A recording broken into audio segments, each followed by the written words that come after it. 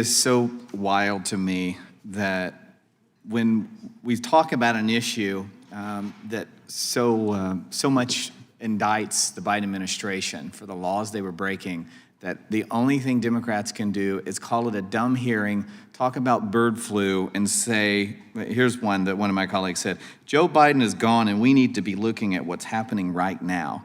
They spent the last 4 years talking about Donald Trump after he left office. And now that the American people got what they wanted, which is another 4 years of Donald Trump, they don't want to talk about Joe Biden. You know, I don't want to talk about Joe Biden either, but I do want to acknowledge the lawfare, the censorship, which is the whole point of this hearing. And, you know, I'll mention, I'm glad that inflation was brought up because I do believe that we're going to finally head in a good direction. But my colleague from California just spent 2 minutes talking about eggs and the cost of eggs. The cost of eggs were up a month ago, which is why the Biden administration appropriated or spent $300 million on bird flu. I'm not even going to blame Joe Biden for the cost of eggs or Donald Trump. We got a bird flu going on. And yeah, it's terrible. But let me tell you something else that's terrible. And that is what this committee uncovered that my colleagues from the left said wasn't a real thing. And that is that big tech platforms changed their content moderation policies because of pressure from the Biden-Harris White House. The Biden-Harris White House's censorship campaign targeted true information, satire, and other content that did not violate the platform's policies. No one on the other side of the aisle has indicated that they have a problem with that. They've complained about Elon Musk, who is a private citizen who runs a private company, perhaps not the way they want him to. But they've not acknowledged that the Biden-Harris White House was pressuring and instructing these companies to censor conservative speech or speech that they did not like. I'd love to insert into the record, I don't know if my colleague from Dallas County inserted this letter from Meta's Zuckerberg on August 26. But he spent 2 whole pages talking about all the things that he was pressured to do by the Biden White House.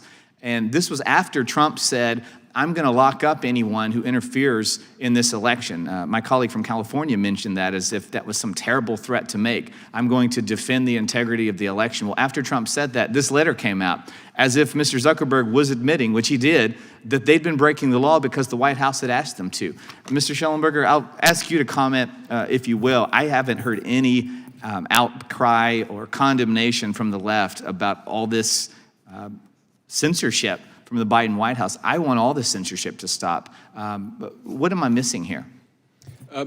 You're not missing anything. I mean, look, the whole censorship industrial complex was created by Democrats. I mean, it's really quite disturbing and depressing when you think about it. I mean, I was raised on the radical left, and what we had in common with the liberal left was that we supported the Brandenburg ruling. We supported Skokie. We Democrats were supposed to believe in supporting allowing like Nazis to march through neighborhoods of Holocaust survivors. That's what the Supreme Court has upheld. That's how radical America's commitment to free speech is. So when I hear members of Congress complaining that people said something racist online and they weren't censored, I'm offended as an American by that. I mean, free speech is we do a lot of things badly in the United States. The one thing we do well and have done well for 250 years is protecting free speech. So when you see an entire political party get behind weaponizing government to put their main political rival in prison, create an elaborate censorship industrial complex, run lawfare, run information operations against their fellow Americans, it's very disturbing. And so I think that the fact that